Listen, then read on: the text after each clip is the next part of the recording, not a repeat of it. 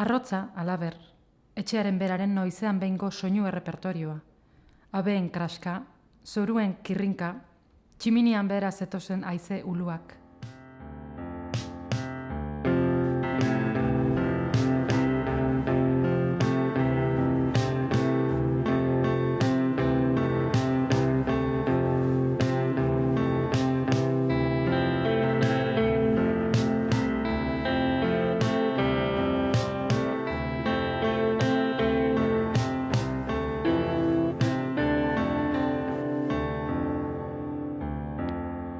Eskerrik asko gaur etortzeagatik, dakizuen bezala gaur boktegi.eu zen Katixa Agirreren festa gonbidatuak ipuin bilduma plazaratu dugu. Ipuinekin eta liburuarekin batera, Katixak 3 ipuin grabatu dizkigu. Horiek dira festa gonbidatuak bera, jaun eta jabe eta igeri egin ipuinak. Laugarren ipuina gaur Xereza de Artxiboaren Ana Moralesek irakurriko dugu. 3 zatitan irakurriko dugu ipuina, eta etenaldeetan galdera gutxi batzuk egingo dizkiot Katixari. Dena hori guztia bukatzen dugunean, zuen txanda izango da galderak egiteko. Eta Euskararen etxekoek eskatu didate, mesedez, behintzat 11 arte irauteko hemen, beraz mesedez galdera asko prestatu, buktegiren ohorea jokoan dago, eta horregatik galdera asko eta onak prestatu mesedez. Bueno, Ana.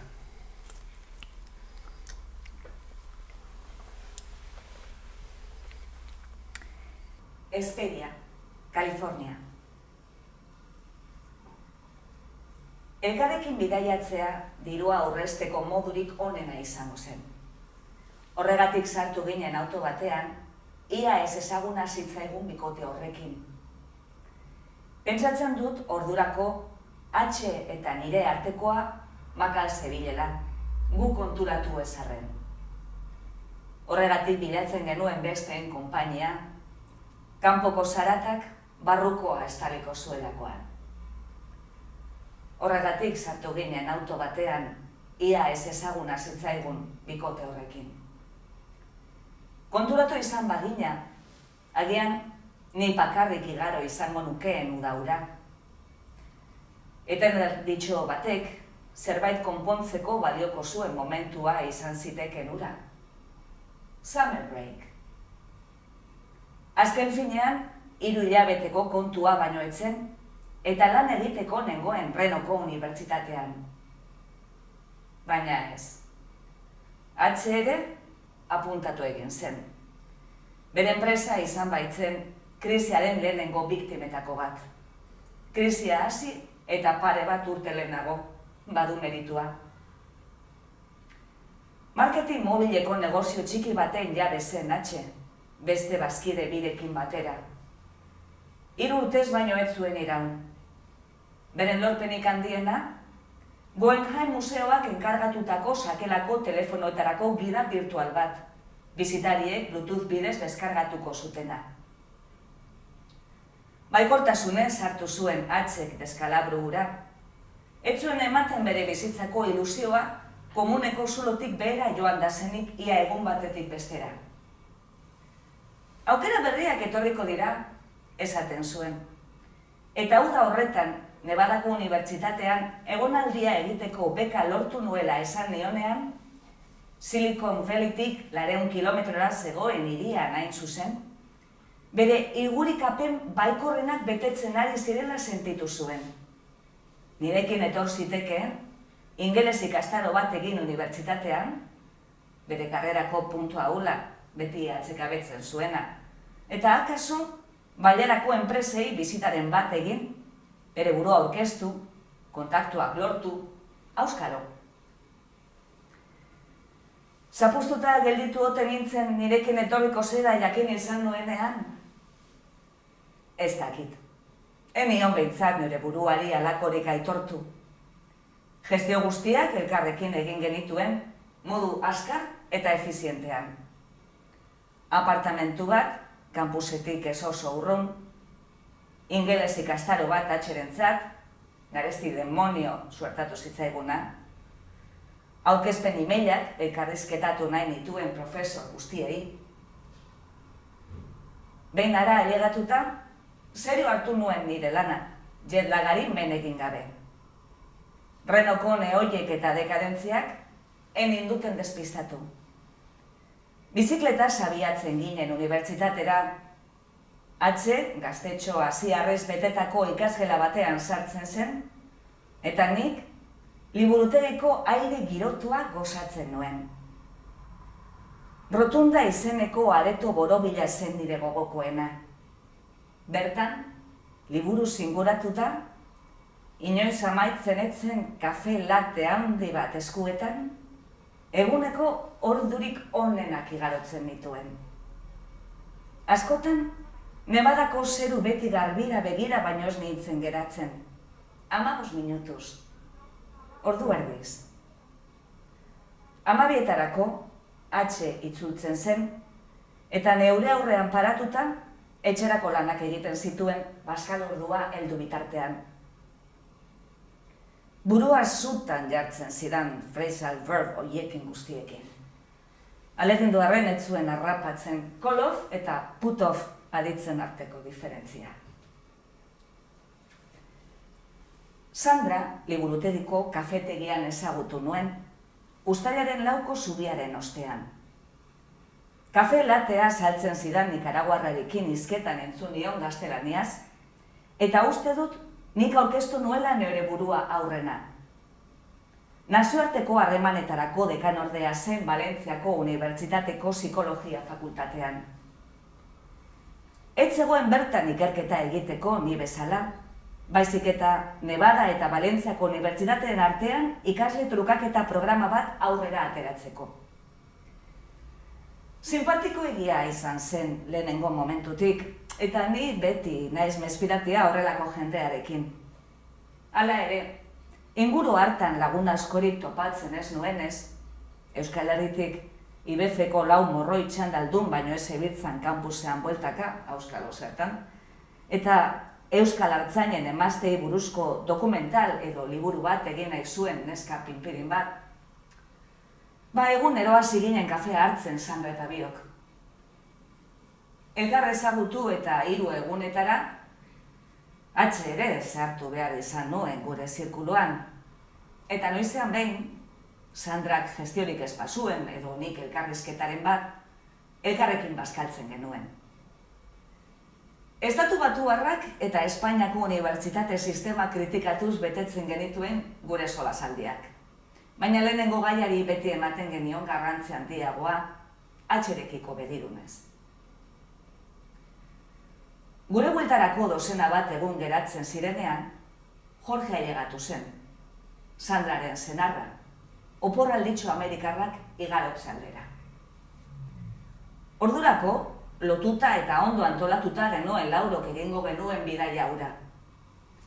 Autoa alokatuta, San Francisco eta Las Vegaseko hotelak erreserbatuta, eta mapa batean marra imaginario bat, imaginazio askorik gabe marraztuta. San Francisco daño joango ginen lehenik eta behin, eta handik bat errepideari jarraituz Los Angeleseraino.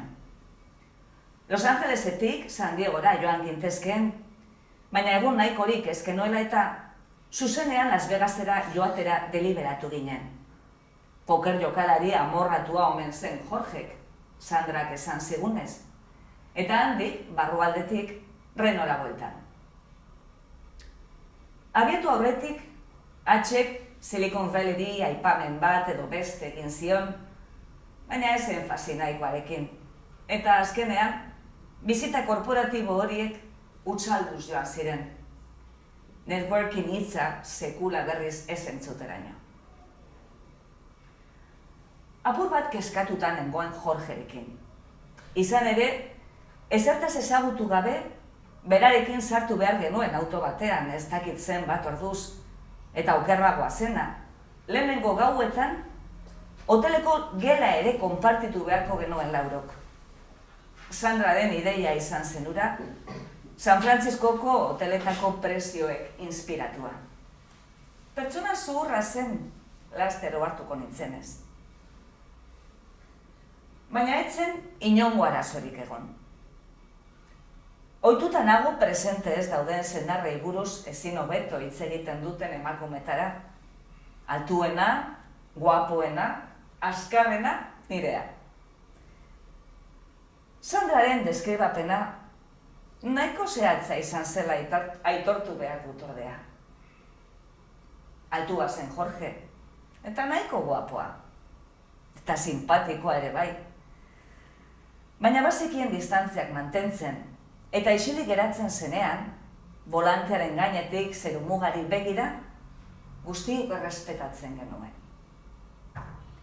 Topiko bikainak erabiltzen bazekien, egoerak hala eskatzen bazuen, baina benetako elkarrizketa interesgarriak izaten ere bai. Abokatua zen farmazia enpresa handi batean, eta etengabe bidaiatzen zuen Suitzara, zentralera. Dagoeneko zekizkien makina bat hizkuntzari, txinera ere gehituko zion laster. Bazekien nola tratatu jendea berak nahi zuena lortzeko. Supermerkatuko kutxazaina, bere emaztea, baita ni ere, jakina. Hasieratik nabaritu nuen, atzek ez zuela berarengan inpresio handirik egin. Hala ere, edukazio handiz tratatu zuen bideia osoan zehar, eta noizean ben Bluetoothari buruzko galderak ere egiten zizkion. Oroitzapen lausoa daukat egun horietaz. Argazkiak atera genituen, baina ez ditut inoiz begiratzen. Esperantzaren telefono bat gogoratzen dut, Golden Gate Zubiko suizidentzat bertan jarria, grazia handia egin zidana. Jauzi egin aurretik, deitu zazu. Inoiz jan ditudan arrautza nazirik bikainenak ere ondo gogoan ditut. Itxaslabarreko jatetxe bat, Pazifiko hotza han behan, arrautzak, ogi txigortua eta kafea. Inoiz dastatu dudan mojitorik penagarriena ere ezin ahaztu. San Luis Obispo izeneko hiri unibertsitario batean izan zen, konpromiso sartutako edadea, izugarri nekatuta bainengoen gau hartan. Los Angelesi buruz ez dut ezer gogoratzen. Zalantza daukat inoiz autotik jaitzi egin ote ginen ere. Bidaiaren azken zatian, Las Vegasetik 3 ordura geunden egun batean, iluntzeak sorpresa sartu gintuen eta gelditzea erabaki genuen. Mapa eskuetan, Esperia izeneko hiri bat aukeratu genuen, izenak grazia egin zigulako. Bazegoen handik hurbil, Adelanto izeneko beste hiri are tentagarriago bat, baina apur bat ezbideratu beharra zegoen, eta Esperiak gure behar izanak haseko zituela deliberatu genuen. Mojadi desertuaren erdian, bapatean loratutako, hitz egiteko modu bata, hiri bat baino etzen, gure gida turistikoan 5 lerro baino merezi ez zituena. Bitxia zela esango nuke, ordurako 11 hiri bitxi ikusi izan ez banitu. Ez zeukan hirigunerik, edo guk ez genuen topatu, errepidearen alboetan alzitako eraikinak baizik. Hamburgueseriak, likoreriak eta motel ugari. Las Vegasera zijoa zen eskongai, ludopata eta familia obesoentzako propio eraikita. Ordurako moteletan adituak ginen, eta estandar altuen bilaran biltzan, behin hiria aukeratuta, 8 edo 9 motel ikuskatu genitzakeen egokienarekin topo egin aurretik. Jakuzia behar zuten izan, aire girotua eta interneterako konexioa logeletan. Jorgek beti zuelako lan konturen bat zain bere mezuen artean. Oheak ere probatzen genituen, eta izotz makinari kote zuten konprobatu. Esperian, probatu genuen lehenengo motelak konbentzitu gintuen ordea. Berritzua zen harrerako neska, gure giltzei buruz baino, bere sorterria hitz egiten interesatua. Yucatango Meridakoa zela gogoratzen dut, Sandrak bazituelako doktoregoko ikasle bi hiri horretako unibertsitatean, eta horretaz jardun zutelako minutu pare batez. Azkenean lortu genuen gure logeletarako sarbidea, eta Jorgek jakuziagatik galdetu zion.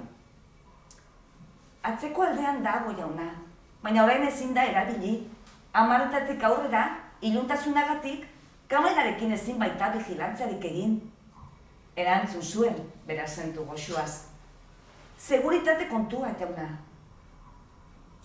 Eta momentuz, orain. Orduan Katixa, galdera gutxi batzuk dauzkat zuretzat. Lehenengoa, idazten hasi zinenean, zure iturriak zeintzuk izan ziren. Zinema, literatura inguruan zenituen lagunak, zalantzak, egoerak, nondik eran zenun hasierako momentu horretan. Horri erantzun baino lehen, utzi dazu geure publikoa agurtzen, eta Anari eskerrak ematen, oso ondo egin du, nik baino asko hobeto gure grabaketetan. Eta hain ondo egin du, ezen sartu naizen ipuinan nirea izango ez balitzu bezala, ni ere bat engantzatuta nago, ezak izan gertatuko den. Nire bai, eta badetik ere zartu. Eta zeure orain bai, zure galderari erantzunez zer izan zen, esan dituzun gauza guztien batuketa bat, normalean ez da gauza bat, eta idazteko grina hori daukasunean, zabalik zaude, inspirazio horren bila beti, eta edozer gauzak ukitu dezake nerbio berezi hori historia bat martxan jartzen duen. Batzutan izan da egin dudan irakurraldi bat, beste batzutan izan da lagun batek kontatu dean gauza bat, beste batzutan izan da pelikula bat, zergatik ez? Edo batzutan bi edo hiru gauzan nahasketa. Eta askotan ez dakigu ere zer den. Ja asko egiten dugu, zer izan zen zerk piztu zuen lehenengo gar hori, ez da? Asko egiten da prozesuan. Baina, kontua da, toki guztietan daudela istorioak, ez? Historio potentzialak toki guztietan daude, pixka bat adi egon beharra dago. Beraz, ipuin baten hasiera zein izango zen, horretan ezin dugu orokortu, ezta? Ez. Kasu honetan, irakurtzen ari den ipuin honetan, Esperia California, bertan kontatzen den bidaiaren antzeko bidai batean sortu zen. Bueno, ez orduan, gero, hori gogoratuz, bidai hori gogoratuz. Baina beste batzutan, liburu honetan agertzen den beste ipuin bat aipatzearren, festa gonbidatua, hain zuzen ere, hori izan zen irakurri nuen gauza batengatik, ez? Ez nik bizi izandako gauza batengatik. Beraz, ipuin bakoitzak dauka bere arkeologia edo bere historia. Bai, ipuin horretan festa gonbidatuak ipuinean Patricia Highsmith idazlea aipatzen duzu, protagonistaren bat da. Beraz, bai, lotura literario oso agerian dago. Beraz, ezin dugu esan nondik, ipuin bakoitza leku batetik leku askotatik etor daiteke. Idazlea zinela jakin zenuenean, nola baiteko ardura sentitu zenuen, alegia sormen hori partekatzeko ardura sentitu zenuen? Idazlea naizela, orain ari naiz sinisten, beraz, ez dakite ardura. Bai, nahasketa bada, ardura dago alde batetik, baina badago arrotasun puntu bat ere, eta hori ezin daukatu. Ez baduzu arrotasun puntu bat, edo esateko ni hemen nago, eta irakurri ezazue, ezen nuke publikatuko. Bertigo handia ematen du, ez? Beraz, behar duzu indar hori, behar duzu autoestimu hori agian egin egiteko, ez? Ekiteko eta benetan plazaratzeko liburu hori, eta gero hori, feedback horri aurre egiteko, edo, ez? Beraz, bai, ardura bada, idazten nagoenean ja badakit publiko bat egongo dela, edo norbaitengan iritsiko dela hori, eta horrek ematen dizu ardura hori, baina esan bezala arrotasun, ez dut esango arrokeria, baina arrotasun hori ere behar da.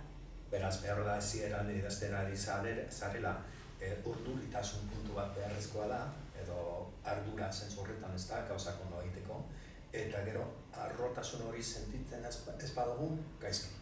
Nik uste dut aldre bezala. Bai.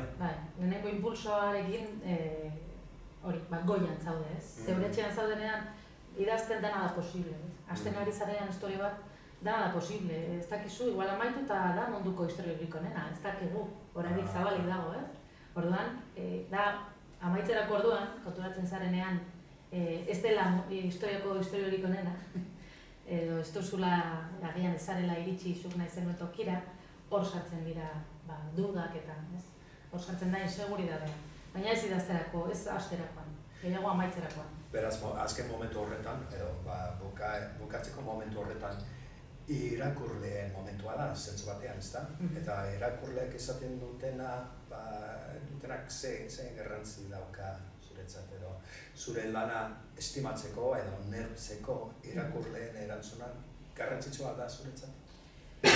Bueno, karamelo batek ez dio inori txarrik egiten, ezta? Orduan, kritika on bat heltzen den guztietan, hasiera batean ondo egingo dizu, eta kritika txar bat heltzen denean, ez dut esan gondolatuko, ez da drama kontu bat ere, baina, bueno, gaizki hartu dezakezu, ez? Baina gero hori ere erlatibizatzen jakin behar duzu, eta, bueno, iritzi horiek nondik datozen, norenak diren, ez da berdina zu konfiantza daukasun irakurle batena, edo ez ezagun bat Twitterretik esaten dizun ezagizer, ez? Ezagutzen ez duzunako, besterik ez, orduan, bueno, kritika guztiak nik uste dut relatibizatu behar direla, ez? Eta nondik datozen jakin, eta guztiak enkajatu nozu. Oso, esan diguzu ez dakizula zer gertatuko den ipuin honetan, ez da, Esperia, California, ipuinan. Motel horretan zer gertatuko den. Entzun dezagun orduan. Hala. Bazetan bezala. Jorgek Jakuziagatik galdetu zion. Antzeko aldean dago jauna, baina orain ezin da erabili. 10 aurrera, iluntasunagatik kamerarekin ezin baita vigilantzerik egin. Erantzun zuen, bera zendu gozoaz. Seguritate kontua, jauna. Gure ateen bila errezepziotik atera ginenean, Jorgeri etxipenez esan nion. Ezer ez galdetzea hobe. Beti da hobe barkamena eskatzea, baimena eskatzea baino. Zer diozu? Erantzun zidan berak. Behar genuen informazioa eman digu? Orain badakigu eskaituela inok molestatuko Jakuzian gauden bitartean. Arrazoia zuela onartu behar izan nuen. Horitzen hasia nintzen. Autoan gizonak aurrean esertzen baziren ere, eta emakumeok atzeko partean, nabaritzen hasita nengoen, Jorge eta bion artean, afinitate berezi bat sortzen ari zela. Jorge eta Atxeren artekoa baino asko handiagoa, eta Sandra eta bion artekoa baino asko handiagoa. Gauza asko nituen komunea Sandrarekin, lanbidea, familia historio antzekoa, are Damien Riceekiko zaletasunia patologikoa ere, eta hala ere, klik egin gabe jarraitzen genuen, arrazoi irakurtezinak tarteko. San Franciscoko lehenengo gauean, logela konpartitu genuen lehenengo gau hartan, beradinari buruz gezurra esaten zebilela deskubritu nuen gainera. Bereziki grabea iruditu zitzaidan hori.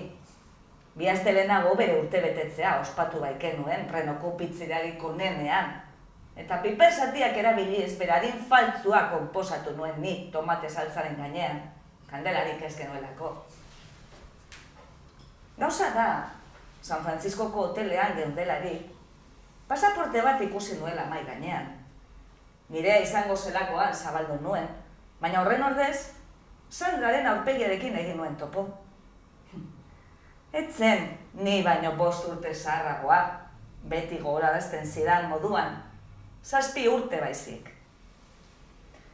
Gezurretan adituz gero, fundamentuz egin beharra dagoela iruditzen zain niri. 2 urterengatik ez duela merezi. Baina plan bat izango zuela pentsatu nuen gero.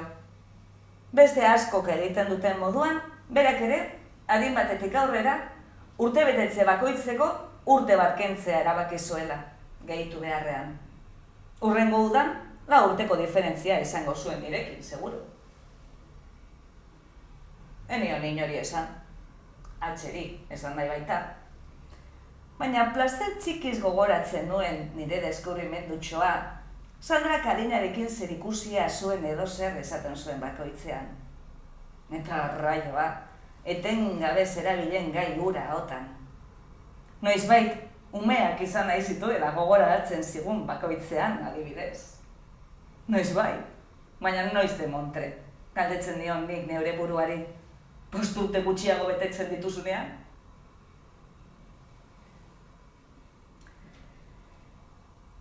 Erlaxatuta afaldu genuen, Esperiako jatetxerik onenetako batean.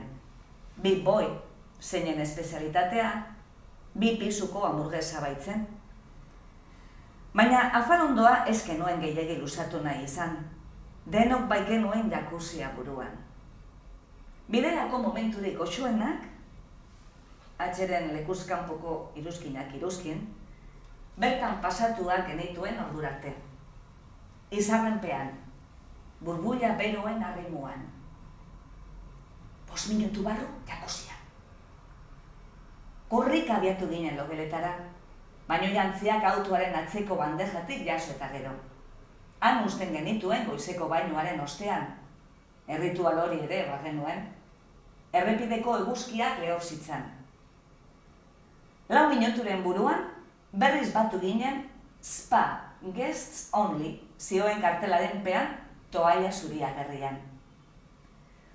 Gaua zenez, ez genuen ezitik harago zabaltzen zen orube tristea ikusi, eta glamur ilusioa mantendu ahal izan genuen uretan sartu bitartean. Krisketa ireki zuen Jorge arazorik gabe, eta jakuzia eta igerilekua inguratzen zuen esia zeharkatu genuen. Klandestinitatea agerian utziz gure pauso harin eta nerviosoekin. Gaur askatasun osoz jokatu dezakegu lagunok, esan zuen atxek, ipurdian atximur egiten zidan bitartean. Badakigu ez dugula YouTubeen amaituko, kamera ez dabil? Sandrak eta Jorgek komentarioa entzun ez izanaren plantak egin zituzten doktore handiz. Eta minutu batez, burbuilak baino ez ziren entzun, eta gure gorputzen baretzea. Kaliforniako gaueko aire freskoak, aurpegietan egiten zigun kilima, gorputzak berotzen zitzaizkigun bitartean. Badakizue zer dugun faltan hemen, ezta? Esan zuen Jorgek orduan. Uizkia, noski, erantzun zuen Sandrak, ondo konpenetratutako bikotekidaren papera jokatuz. Bai, eta noraterako da paradisu honetatik uizkeren bila joateko. Esan nuen nik, konfiantzarik gabe. Ni joango naiz. Eta zuti jarri zen atxe, bere baino jantzi loreduna audientzia osoari erakutsiz. Errepedia gurutzatu eta hantxe bertan dago likore denda bat. Zurekin joango naiz, esan zuen Jorgek, azken finean, ideia originalaren egilea. Kamisetak jantzi zituzten eta baino jantziak blai eginda atera ziren esiaren bestaldera. Bakarrik geratu ginen Sandra eta biok, isilpean. Ondo konpontzen direla ematen du, ezta? Saiatu nintzen orduan, galtzen ziren bi silueta guztiei begira. Bai, aizu, ni izotzen bila noa, dena prest izateko. Eta berak ere utzi zuen bake eta bapore templo hura. Zimertzen hasiak ziren nire hatz mamiei begira gelditu nintzen 5 minutuz, burua hausten saiatuz. Sandra itzuli zen aurrena, logeletan beti aurkitzen genituen plastikozko kubo horietako bat izotzez beteta. Izotz puska horietako bat hartu nuen eta ahoan sartu. Berehala itzuli ziren gizona, zalapartaka. Ladies, zuen eskaria hemen da, esan zuen atxek. Kostatu egin zaigu, baina azkenean lortu egin dugu. erantzi zuen Jorgek. Janki Vietnamdar zoroa, esan zuen Hatxek, jakuzian hanka bat sartzen zuen bitartean. Jorge bitartean edaria banatzen hasi zen. Hatxe eta bion edalontziak on the rocks. Besteak, izontzik gabe. Ordurako, ez zegoen galdetu beharrik. Fijatu zara nola gordetzen zituen eskuak mostradoraren azpian, eskopeta ateratzeko prest? Niri beldur handiagoa eman didate txori horiek guztiek, kaionetan. Seguro entrenatuta dituela bezeroi begiak ateratzeko. Zenbat izango zituenan, eta usainura. Renoko kasinoetatik 2 hilabetez paseatu ostean, edozein motatako pertsonaiekin ohituta nengoen. Oxigeno botilei lotuta makinetan jokoan zebiltzan jubilatuak, bibote daliarra listuarekin apaintzen zuten homeless ilegorriak, autoekin leian lasterketak egiten zituzten paralitikoak, $1000 bilete faltsuak banatzen, salbazioa iragartzen zuten iluminatuak. Nekagarria egiten zitzaidan antropologia ariketa irankorura. Gaueko ordu horietan, trago bat baino ez nuen nahi, mundutik atera, nire burua baino ez zaintzatatu. Nire edalontzia atrapatu nuen, eta topa egin gabe bota nuen lehenengo zangada. God save America, esan zuen Jorge. God save America, esan genuen guztiok. Eureka, gehitu zuen Hatxek. Gidan irakurrita baitzuen, hori zela Kaliforniako eslogana.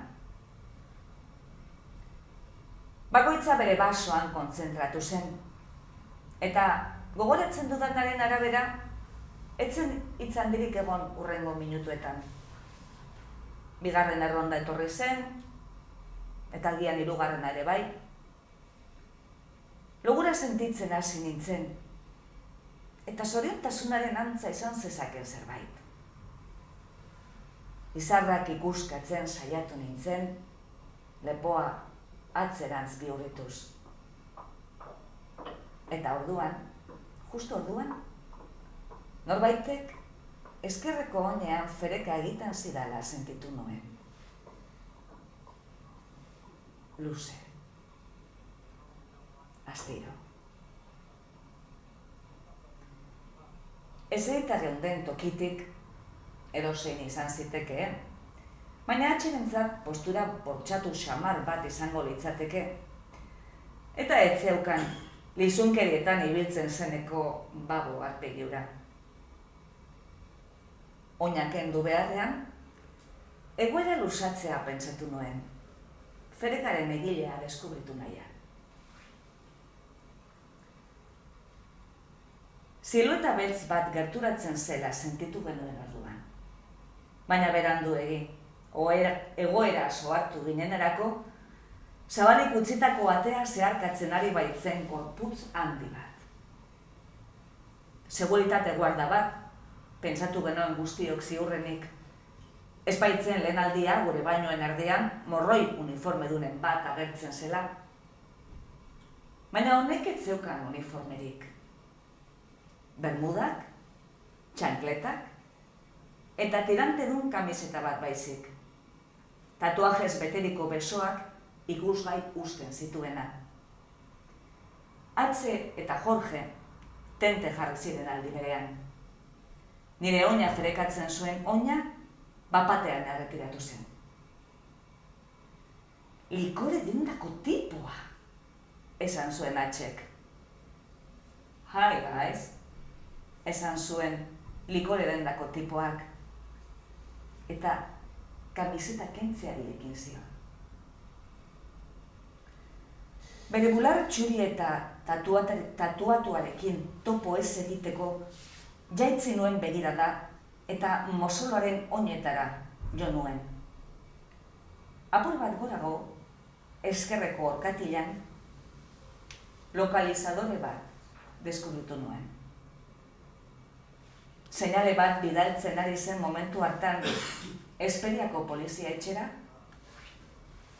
Sheriff bat agertuko zitzaigun kuadro kostumbrista hura behin betiko osatzeko?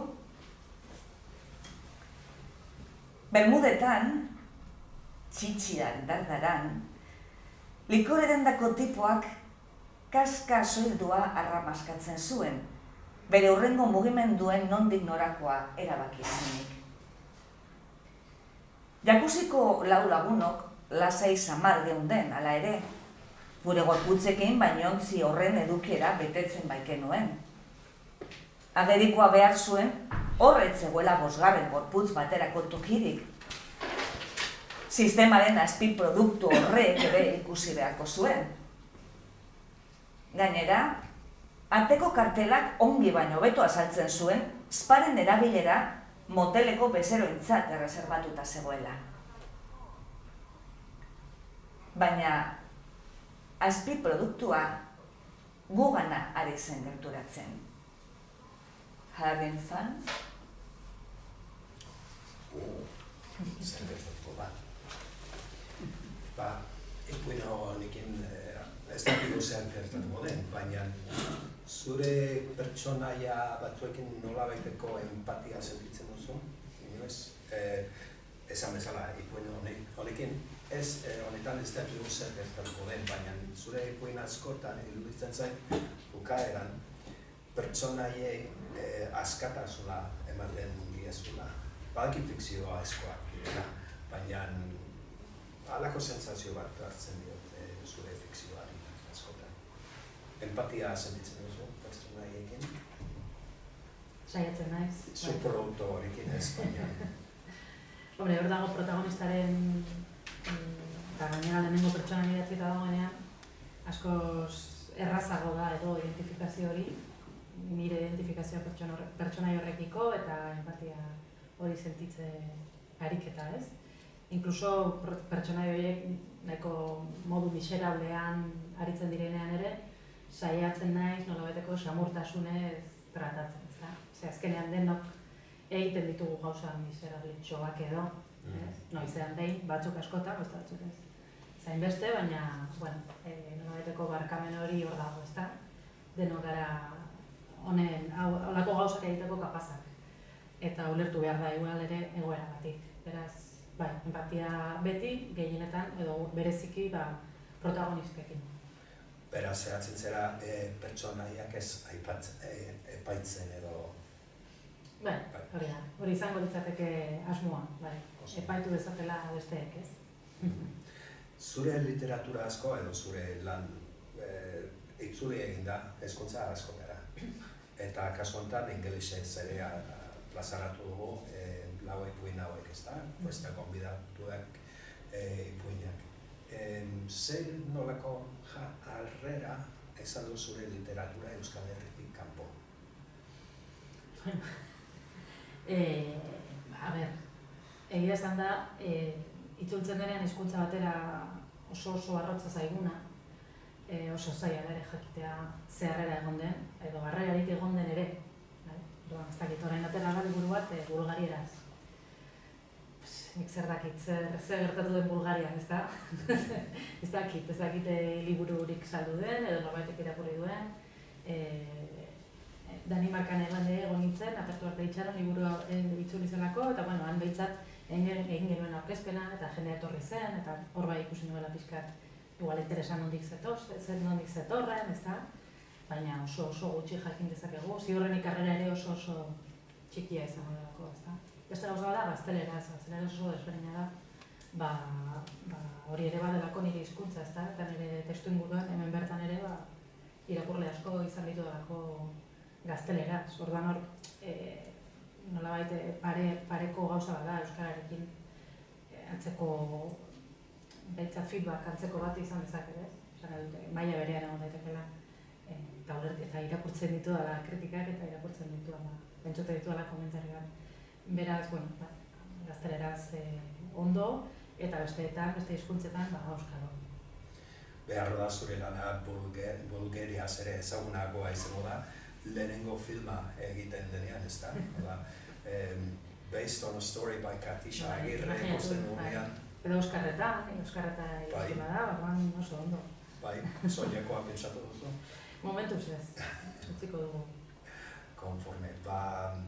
Dagoeneko Patricia Highsmith, Patri, aipatu dugu, ezta? Eta momentu batez nire fikzioan sartuko naiz.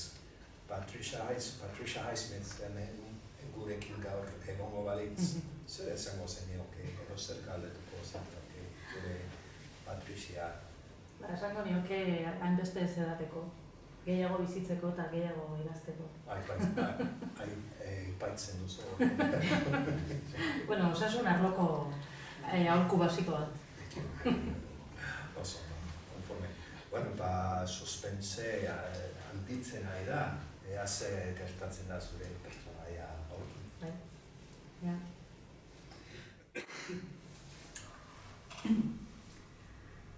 Likore dendako tipoa, esan zuen Hatxek. Hi, guys. Esan zuen likore dendako tipoak. Eta hori irakurri dut parkatu, atzeri joan. A ver, non nengoa. Having fun, hori da. Parkatu, hori moztuko zu, aritz. Baina azpi produktua ari zen gerturatzen. Having fun? Ez genion erantzun. Geure artean, elkarrizketa telepatiko bat izaten saiatu ginen. Zerbait esan beharko genion. Handik ziztu biztian atera. Lekutxo bat egin, ipurdi biendandar horri. Sartu nahi du, esan zuen orduan Sandrak. Agerikoa zena guztiekin konpartitu nahian. Zer egingo dugu? Nik. Txoriekin ez datorren bitartean, nigatik ondo. Esan zuen Hatxek, erdirribarre batez, baina inori ez zion graziarik egin. Ez genuen ezer egin, hanka vigilatu horri begira gelditu besterik ez. Behatz puntak, orkatila, hilerik gabeko hanka, bermuda zaharrak. Paralizaturik geunden, eta jakuziak gurekin bat egitea erabaki zuen, bere burbuila jarduna momentu hartan eten baitzen. 5 minutuz behin gertatzen zen, eta botoiari sakatu beharra zegoen moduan. Tatuajedunak berak egin zuen, bere eskerreko oinarekin. Botoia nire sorbaldaren atzean zegoen. Eta burua biratu nuenean, bere azazkal beltzak ikusi nituen. Segundo bat geroago, oinura uretan zen Sandra eta nire sorbalden artean. Portuetako urko ipetsuetan janari biloi diren arrain ilut horietako bat ematen zuen. Aizu, esan zion Jorge orduan, bularra ateraz. Baina tipoak jarraitu zuen uraren temperatura probatzen, ez da xogati. Zenak esaten zidan, eta Sandrari antzeko zerbait esango zion. Alboratu beharra genuela, jakuzitik atera korrika egin. Eta hala ere, han jarraitzen genuen, oin zikin batek gure arteko ura irauli eta belzten zuen bitartean. Ezer egin gabe. Instintuali kasu egin beharrean, gizonezkoen erreakzioaren zain gelditu ginen, baina haiek ere instintuali bor nunbait.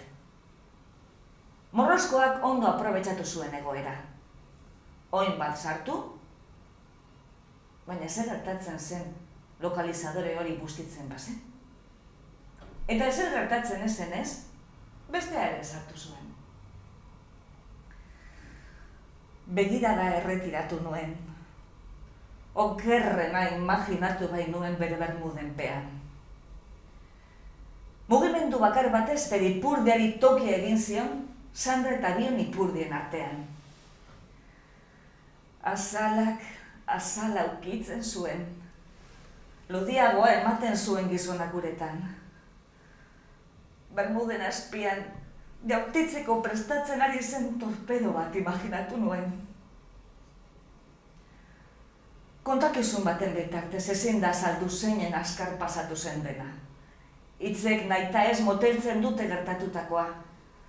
Baina bapatekotasun horre bakarrik argitu dezake nolatan ez ginen mugitu, ez genuen ezer egin. Likore dendako tipoaren ipurdiari lekua egiteko, ni Hatxeren gana gerturatua nintzen, eta Sandra Jorgeren gana, naturala den moduan.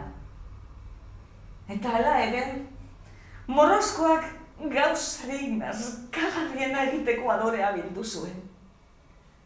Bere mingain zuria atera, zindagik zuria zela, eta nire azalaren gainean lepotik belarrirako bidea egin zuen.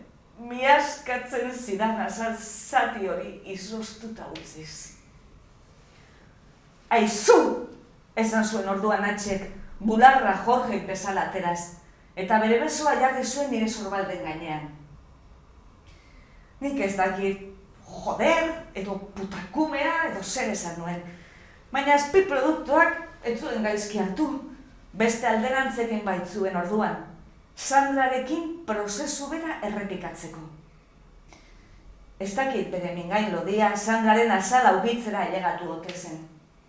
Oso gertu egon zela bai, baina justu orduan, Jorge jauzi zitzaion gainean, itsaso monstruo baten trinkotasunarekin.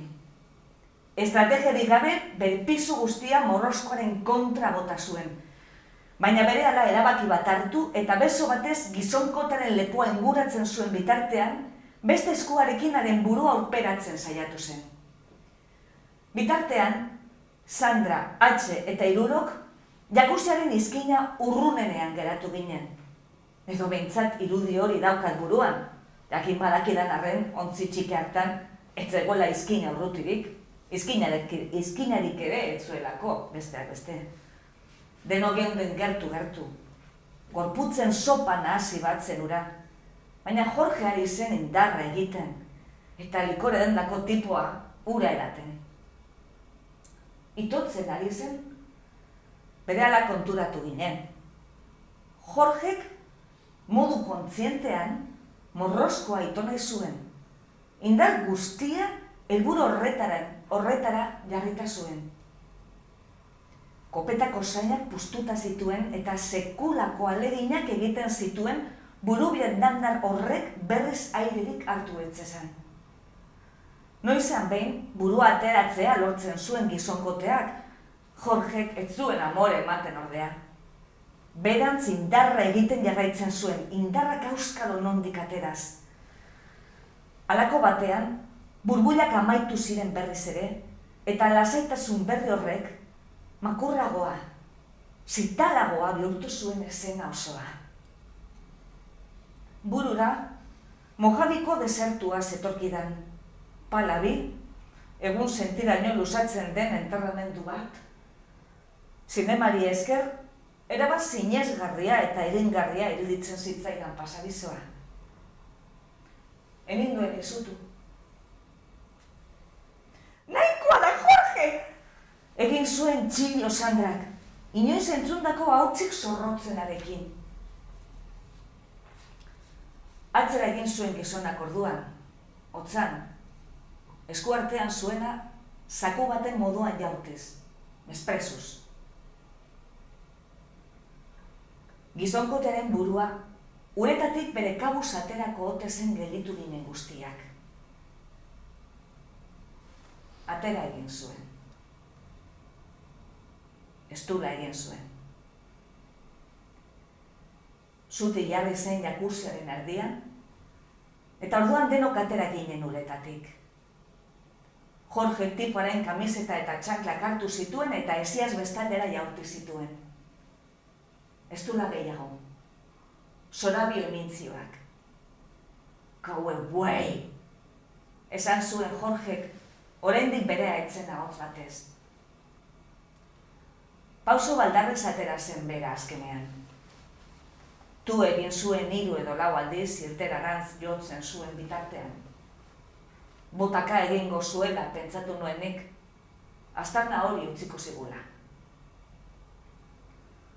Pasatu egin zara, esan zion Sandrak Jorgeri, zeinek gazteagoa eta biziberritua ematen baitzuen.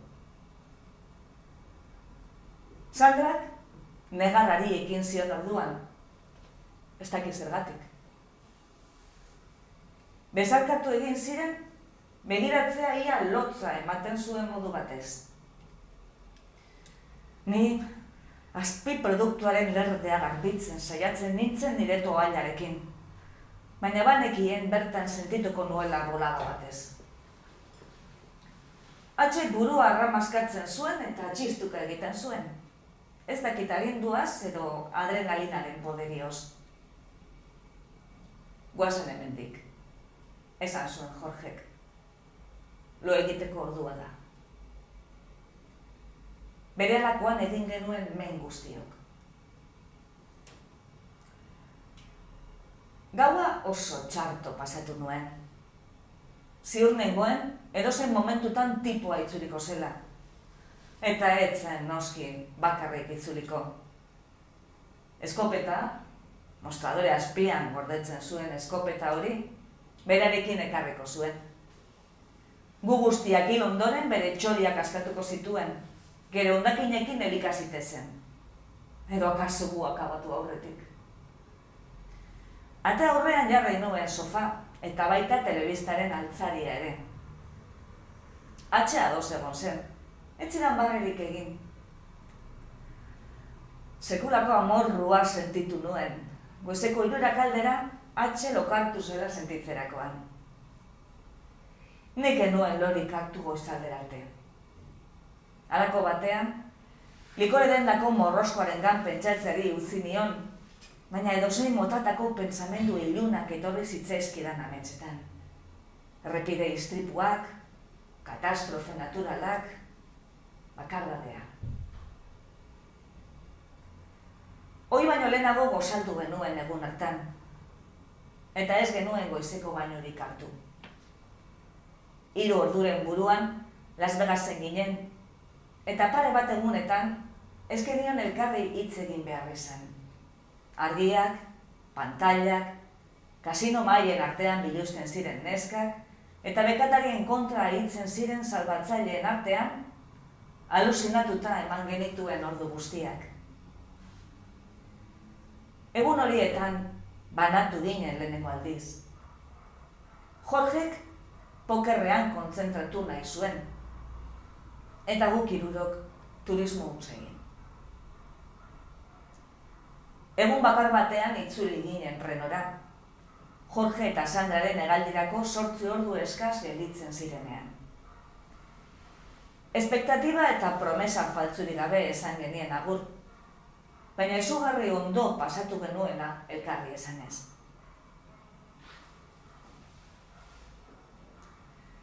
Bost hilabete geroago, Gabonen ostean, hatz eta biok banatu egin ginen.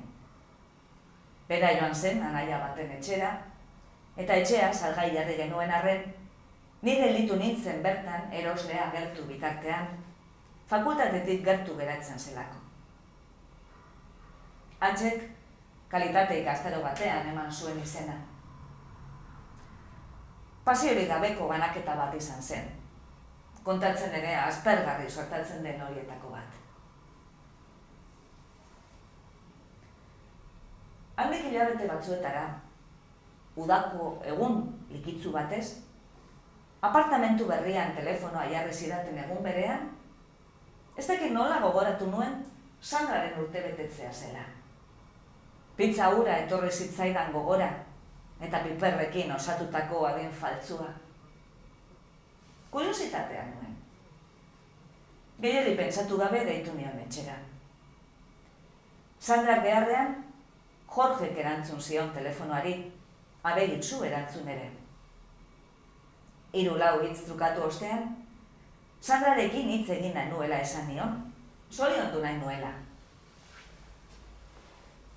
Sandra etzela jada bertan bizi, esan zidan, tonua erabat inunduz. Auskalo zergatik, entzundakoak eninduen bat ere harritu.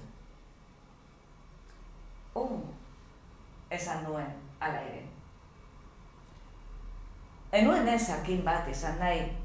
Ezer galdetu beharrean, baina zer gertatu da, hain bikote berra egiten zenuten. Nire historioa kontatu nion, koinzidentzia azpimarratuz, detaile interesgarrienak bildu nahian, eta Jorgek sentitzen zuela esan zidan den entzun ostean. Baina berak ez zidan ezer kontatu. Tira, gauza hauek gertatzen dira. Bai, gertatzen dira. Aizu, beste egunen batean dituko dizut eta lasaiago hitz egingo dugu. Ados? Ados. Esan zidan, modu neutroan. Eta eskegi aurretik, zenbat egunez itxaron beharko nukeen kalkulatzen hasi nintzen. Nire hurrengo deia oso arraroa suelta etzegin. Eskerrik asko.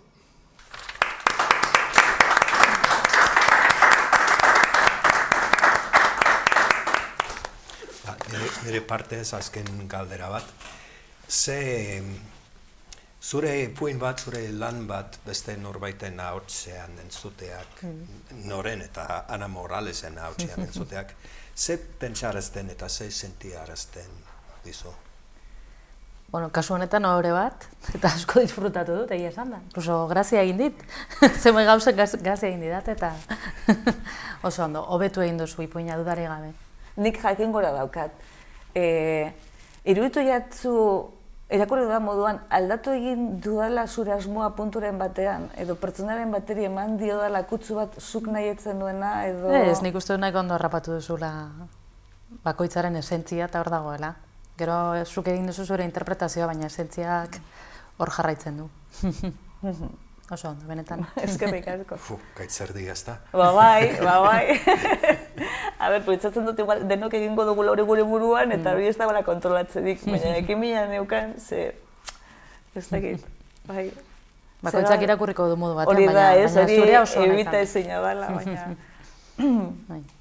Lehen aritzek galdetu dizu empatiarik sentitzen duzun pertsonaien gana, eta hori guztia eta esan duzu, bereziki, igual protagoniste, edo lehen pertsonan kontatutako historietan, ni horrekin. Empatia sentitu zenuen ipuin honetako protagonistarekin? Bai, zergatik ez. Bai.